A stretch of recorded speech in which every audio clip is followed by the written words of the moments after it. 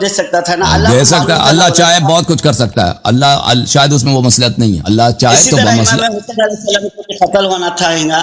اللہ نے قتل نہیں کیا امام حسین علیہ السلام کو، اس امت نے قتل کیا، ٹھیک ہے نا. وہ اب جیسے کہ مثال کے طور پر ماتم، اب ماتم جو لوگ کرتے ہیں قرآن میں کیا کہتا ہے دوسرے پارے کے اندر، وَلَا تَقُولُوا لِمَنْ يُقْتَلُ فِي سَبِيلِ اللَّهِ أَمْوَاتٌ بَلْ أَحْيَاءٌ وَلَٰكِن لَا تَشْعُرُونَ. جو اللہ کے راستے میں مارے جاتے ہیں ان کو مردار مت کہو بلکہ زندہ ہیں.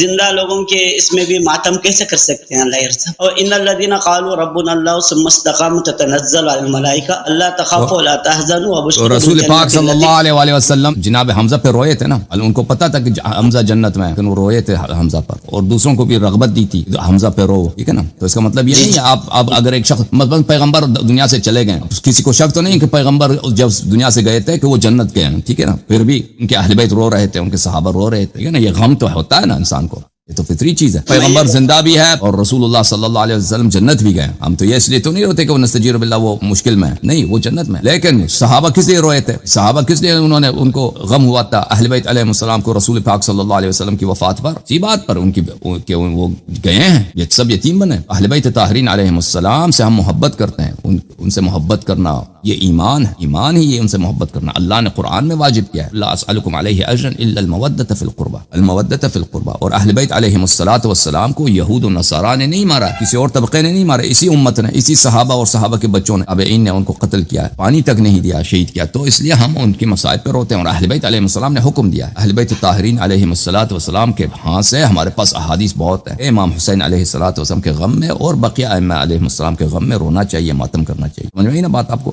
سب یہ قرآن کی اس کی آپ تفسیر کر دو.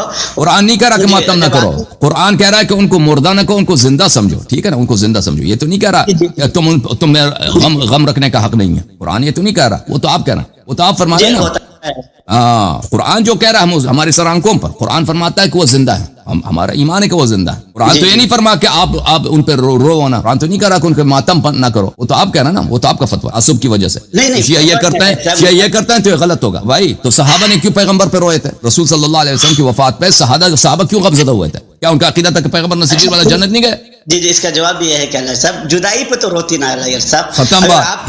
ہم بھی جدائی پہ روتے ہیں، غم پہ روتے ہیں. جس انداز میں وہ جدا ہوئے ہم سے، اہل بیت علیہ السلام جس انداز میں جدا ہوئے ہم اس پہ روتے ہیں. اور اہل بیت علیہ السلام نے اس کا حکم بھی دیا. اور آج خوشی کا دن ہے، آج غم کے متعلق سوال نہیں کرتے. آج کا یہ ربیع الاول کے جو ایام ہیں یہ خوشی کا ایام ہے، یہ سرکار رسالت مآب صلی اللہ علیہ وسلم کی ولادت کا ایام. خوشی کے متعلق سوال کروں، ماتم کے متعلق محرم سے پہلے آ کے سوال کرنا. اس وقت بھی سوال کیا تھا آپ لوگوں نے، ہم نے بہت جواب دیے تھے. ہاں انا ہدیناہ السبیل اما شکیر و اما کفور، وہ آیت ہے نا. اس کا مطلب کیا اللہ سب، جیسے کہ اللہ تعالیٰ خود ہدایت دیتا ہے، تو اب اللہ نے پیغمبروں کو کیا وجہ بھیجا؟ انا ہدیناہ السبیل.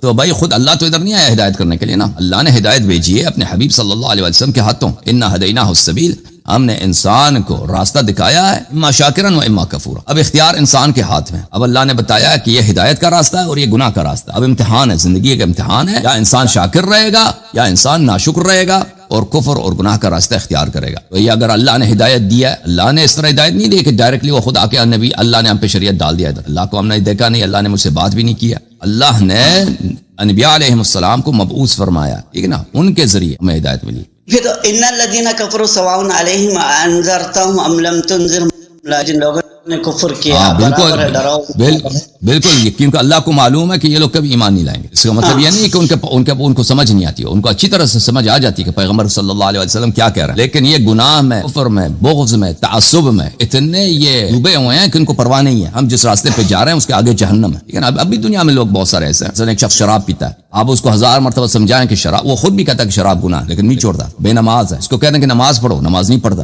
اثر نہیں ہوتا اس کو. خود بھی کہتا ہے کہ بے نمازی جہنم ہے، جہنم جاتا ہے، لیکن پھر بھی نماز نہیں پڑھتا. اتنے لوگ ایسے ہیں ہزاروں کی تعداد میں. تو قرآن کی آیت پر اثر ہی نہیں ہوتا. ان الذین کفروا سواء، جو لوگ کافر ہو گئے ان کے لیے برابر ہے، برابر. اب جو لوگ پیغمبر صلی اللہ علیہ وسلم کے مقابلے میں تعصب کرتے ہیں کہ ہم کیسے اس کے دین کو مانے، بھائی کیسے مانے؟ ہم اعتراف کریں کہ ہمارے باپ دادا سب غلط راستے پہ تھے، ہمارے خدا باطل ہیں. ان کو پتہ ہے کہ ان کے یہ جو کہہ رہے ہیں ٹھیک ہے، ان کو آپ جتنے تبلیغ کریں ان پر اثر نہیں ہوتا، ٹھیک ہے نا. یہ تو حقیقت ہے، ہم اپنے آنکھوں سے اپنی دنیا میں دیکھ رہے ہیں، اپنی زندگی میں اس کو روزانہ دیکھ رہے ہیں. وہ کہنے کا مطلب ہے کہ پھر تو اللہ رب العزت نے کیا وجہ ان الذین کفروا سواء علیہم انذرتهم ام لم تنذرهم لا یؤمنون، بے شک جن لوگوں نے کفر کیا آپ ان کو ڈراؤ نہیں ڈرائے ایمان نہیں لے آتے، پھر تو ان کو نصیحت ہی کرنا، جیسے کہ ایک بکرے کو ذبح کر دیے اب اس کو پکارے تو بھی وہ نہیں آتا نا، اب جس طرح جاندار ہے تو اس کو پکارنے تو آتا ہے۔ اب انہوں اسی طرح پیغمبر علیہ الصلوۃ والسلام جتنے بھی ہیں، دیکھو آپ تو خود بتاتے ہیں کہ اہل بیت کو تو خود صحابہ نے قتل کیا، اب یہاں تک ذبح کیا، اب اس کا مطلب یہ ہوا کہ جب اللہ پیغمبر آ کر ایمان میں کون داخل ہوا؟ پھر تو کل صرف اہل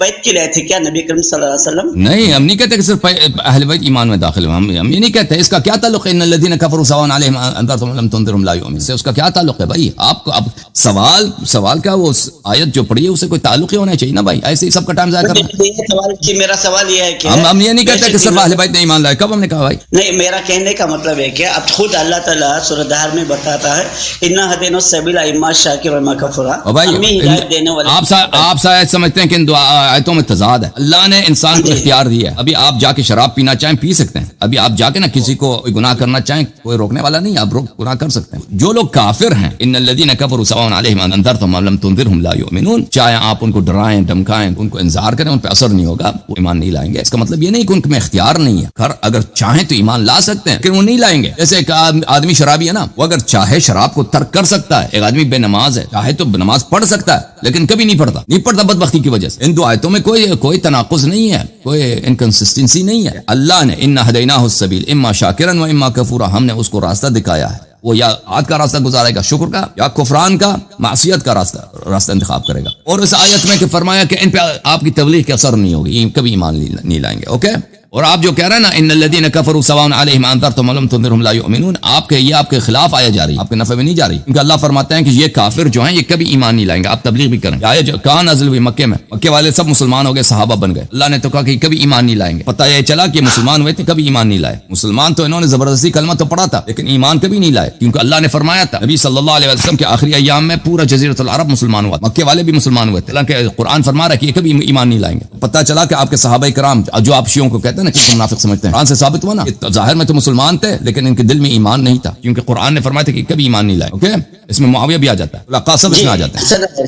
یہ تو آپ ہی خود بتائے تھے فاطمہ الزہرا سلام اللہ علیہ کا، اس میں کہ امام حسن علیہ الصلوۃ والسلام پیدا ہونے سے پہلے ہی انہوں نے بتا دیا کہ ان کو قتل کرتے ہیں بول کے۔ اب اس میں قتل کرنے کا ہوتا ہے تو اس میں جن لوگوں نے قتل کیا ہے ان کا اس میں کیا قصور ہے؟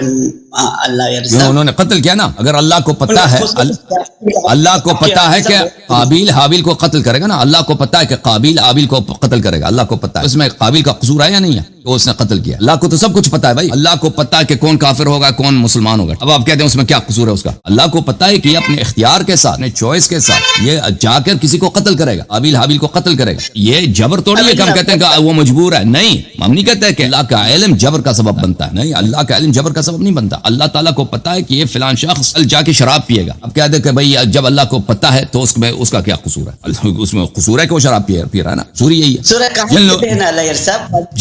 جن لوگوں فانطلق حتى غلام قتل وقال قتلت نفسا زكية بغير نفس لقد جئت شيئا نكرا۔ اب اس میں بھی یہ آیت میں بھی خضر علیہ السلام بھی تو ایک بچے کو قتل کرے نا، وہ اللہ کے حکم سے کر رہا ہے نا، وہ اپنے احکام پہ پابند ہے، ظاہری شریعت کے پابند نہیں ہے۔ اللہ کے حکم سے اللہ چاہے مثلا 2 سال ایک بچے کو موت دے دے، اللہ کو حق نہیں ہے؟ اللہ ہاں بالکل اللہ کے حکم سے، اللہ کے حکم سے اس نے